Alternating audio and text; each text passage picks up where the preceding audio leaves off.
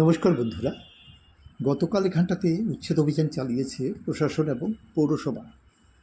এটা হচ্ছে PWD corner. এখানটাতে কিছু হকার বা ফুটপাত জুড়ে, রাস্তা জুড়ে কিছু ব্যবসায়ীরা বসেছিল এবং প্রত্যেক দিন বসতো এখানটাতে সবজি ইত্যাদি নানা রকম জিনিস এখানটাতে বিক্রি করত। কিন্তু কথা বলে ওরা উচ্ছেদ হবে কেন? কারণ ওদের কোনো বৈধ কাগজপত্র নেই। ওরা কি করছে, প্রত্যেকটা বাড়ির সামনে বসছে এবং বাড়িওয়ালা ওদের থেকে একটা পয়সা নিচ্ছে। প্রত্যেক মাসে একটা ভাড়া বাবদ, অর্থাৎ ওর বাড়ির সামনে বসছে বলে একটা ভাড়া পাচ্ছে। দেখুন, ওদেরকে উচ্ছেদ করা হয়েছে, ওরা আজ রাস্তায় নেমে পড়েছে।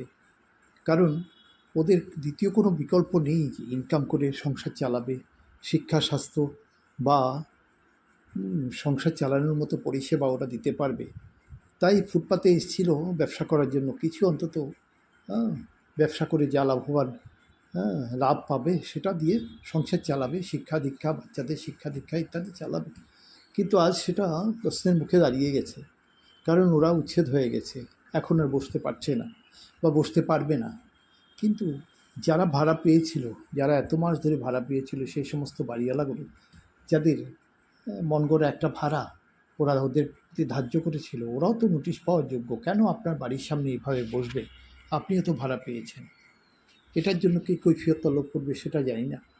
কিন্তু আজ এরা নিজের দোষে সরকারি জায়গার উপর বসে নিজের দোষেই নিজেদের পায়ে কুড়োল মেরেছে, কিছু করার নেই। কিন্তু সুকান্তে সেই বিশেষ পংক্তির থেকে বলতে পারি, ক্ষুধার রাজ্যে পৃথিবী গদ্যিময়, পূর্ণিমার চাঁদ যেন ঝলসানো উঠি। এরা কোথায় যাবে এখন? কি করবে? কিভাবে সংসার চালাবে? সেটাই প্রশ্নের বিষয়। তো মানুষও তো চলতে হবে। মানুষের শিক্ষা দীক্ষা, বাচ্চাদের নিয়ে যাওয়া আসা, হসপিটালে যাতায়াত, ইত্যাদি সমস্ত কিছু রাস্তা আছে ফাঁকা।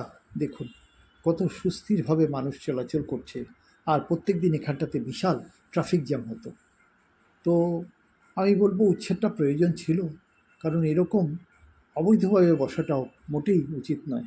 কিন্তু সরকারকে বলবো বা প্রশাসনিক দৃষ্টি আকর্ষণ করে বলবো যে অবশ্যই এদের একটা ব্যবস্থা যদি করা যায় কোনো জায়গায়, কোনো সরকারি ভূমিতে, তাহলে খুব ভালো হবে, সেটাই আশা করি।